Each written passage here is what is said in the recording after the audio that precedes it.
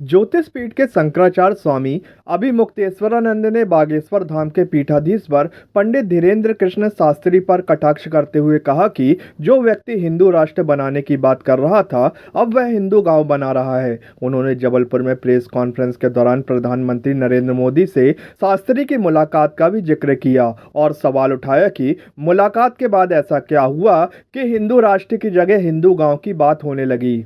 शंकराचार्य ने कहा कि शास्त्री का यह कदम बनाने चले थे हाथी और अब बना रहे हैं चूहा जैसा है। उन्होंने दो सवाल पूछते हुए कहा कि शास्त्री पहले हिंदू राष्ट्र बनाना चाहते थे, लेकिन अब सिर्फ हिंदू गांव क्यों बना रहे हैं, और जिस बागेश्वर धाम में वे रहते हैं क्या वह पहले से ही हिंदू गाँव नहीं है। तो हमारे मन में तो अभी यही एक जिज्ञासा है कि जो व्यक्ति हिंदू राष्ट्र बनाने चला था, क्या ऐसा हो गया इतने दिनों के बीच में प्रधानमंत्री जी से मिलने के बाद विशेष करके कि अब वो हिंदू राष्ट्र की जगह हिंदू गांव बनाने लग गया। माने हाथी बनाने चले थे, अब चूहा बनाने लगे। क्यों? अब बीच में प्रधानमंत्री जी मिले हैं, उसी के बाद से ये पलटा आया है कि हिंदू राष्ट्र नहीं, हिंदू गांव बना लो, काम पूरा। तो ये परिवर्तन क्या इसी कारण से आया है जैसा हम लोग अनुमान लगा पा रहे हैं, या फिर और कोई कारण है?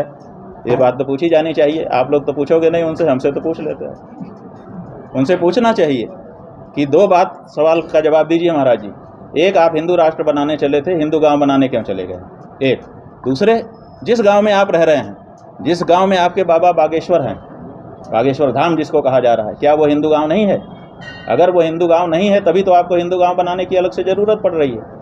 तो किस कारण से बागेश्वर जो आपका गाँव है, जिसमें बाबा बागेश्वर विद्यमान है, जिसमें आप स्वयं रह रहे हैं, उस गाँव को हिंदू होने से खारिज किस आधार पर आप कर रहे हैं? वो भी तो हिंदू गाँव है। आप उसको हिंदू गांव ना कह करके आपके द्वारा बनाई जाने वाली कॉलोनी को आप हिंदू गांव कह रहे हैं, ये क्या कारण? इसके साथ ही शंकराचार्य ने जम्मू कश्मीर में गौ हत्या पर बीजेपी सरकार द्वारा कानून रद्द करने पर भी सवाल उठाए और कहा कि गौ रक्षा की उम्मीद उनसे कैसे की जा सकती है। उन्होंने यह भी स्पष्ट किया कि शंकराचार्य केवल गद्दी पर बैठने के लिए नहीं है, बल्कि सनातन धर्म और उसके प्रतीकों की रक्षा के लिए हर संभव प्रयास करेंगे, जिसके लिए वे लड़ने और मरने के लिए तैयार हैं।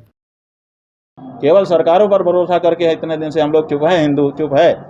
लेकिन अगर आप इसमें असफल हो जाते हो, जैसा कि पार्टियों के स्तर पर तो असफल दिखाई दिया गया, तो अब हम चाहते हैं कि अब हम स्वयं आगे आएंगे मतदाता के रूप में सरकारों को, और सीधे बल का प्रयोग करते हुए अपनी माँ की रक्षा के लिए निकलेंगे। फिर कोई हमको ना कहे कि हम कानून अपने हाथ में ले रहे हैं, क्योंकि हम बार बार कानून की दुहाई दे रहे हैं, कानून वाले हमारी रक्षा करें। लेकिन जब नहीं रक्षा करेंगे तो क्या करेंगे? हम कानून के भरोसे हम अपनी माँ को मरने देंगे अपनी आंखों के सामने? ऐसा कानून तो कोई कानून नहीं होता है। फिर तो वो कानून का कानूनत्व ही समाप्त हो जाएगा। कानून संरक्षण के लिए होता है, और खास करके तब जब भारत का जो संविधान है इस समय, जिसको पोथी उठा करके ऐसे दिखाते हैं आजकल, वो भारत का संविधान की धारा 48 में साफ लिखा हुआ है कि भारत गौ संवर्धन करेगा। और इतना पर ही चुप नहीं है, उसमें और आगे लिखा है कि गौ हत्या बंदी के लिए प्रयास करेगा। तो कौन सा प्रयास हो रहा है गौ हत्या बंदी का? लाइसेंस देकर के गाय को काटने को अनुमति देना, ये प्रयास है गौ हत्या बंदी का। तो इसका मतलब है कि भारत की सरकारें जो कानून बना रही हैं वो भारत के संविधान के विरुद्ध बना रही हैं। और ये जो कहते हैं कि हमने इस प्रदेश में बना दिया, इस प्रदेश में बना दिया, वो बहुत बड़ा धोखा है। वो ऐसा ही है कि जैसे हम कहें कि इस कमरे में ये काम मत करो, इसका मतलब दूसरे कमरे में जाके करो। इस प्रदेश में मत काटो, मतलब दूसरे प्रदेश में लेके काटो। ये जो ट्रकों में भरे हुए गोवंश आपको रोज दिखाई देते हैं, वो क्यों? क्योंकि एक प्रदेश में मना है तो वो ट्रक में भर के दूसरे प्रदेश में लेके जाते हैं। तो ये जो चालाकी हमारे साथ की जा रही है, ये चालाकी अब और दिन चलने नहीं है। अगर भारत एक है, आप ये बताइए कि हम क्या कहें? हम ये नहीं कह सकते कि हम उस देश के वासी हैं जिस देश में गाय सुरक्षित रहती है। हम ये कहें कि हम उस प्रदेश के वासी हैं जिस प्रदेश में उपयोगी गाय सुरक्षित रहती है, अनुपयोगी काटती जाती है। अगर एक देश है, अगर हम भारत का स्वाभिमान रखते हैं, तो भारत के स्वाभिमान में क्या हम भारत में नहीं कह सकते कि हम उस देश के निवासी हैं जहाँ गौ रक्षा होती है? तो क्यों आप केंद्रीय कानून नहीं बना रहे? क्यों इसको प्रदेशों के ऊपर छोड़ करके आप वो कर रहे हो? और प्रदेश भी क्यों अलग अलग तरह के कानून बना रहे हैं? कहीं 6 महीने की सजा है, कहीं 8 महीने की सजा है, कहीं कुछ साल की सजा है। ये क्यों है? और सबसे बड़ी सजा जम्मू कश्मीर में थी, 10 साल की सजा थी वहाँ पर गौ हत्या के लिए। अगर गाय का मांस आपके पास पकड़ लिया जाए तो 1 साल के सश्रम कारावास की सजा थी। भारतीय जनता पार्टी की सरकार ने वो कानून वहाँ पे रद्द कर दिया। आज़ादी के बाद गौ हत्या रोकना तो दूर, भारतीय जनता पार्टी एक ऐसी पार्टी है जिसने गौ हत्या की छूट जम्मू कश्मीर में दी है अपने राज्य में, अपने कार्यकाल में।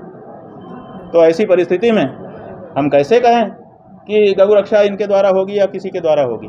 इसके लिए हमको आगे आना ही पड़ेगा।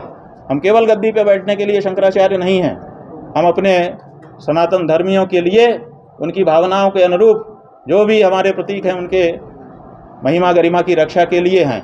इसलिए उसके लिए अगर जो कुछ करना पड़ेगा, लड़ना पड़ेगा, भिड़ना पड़ेगा, मार खानी पड़ेगी, मारना पड़ेगा, वो सब करने के लिए हम तैयार हैं। यही हमारा कहना है।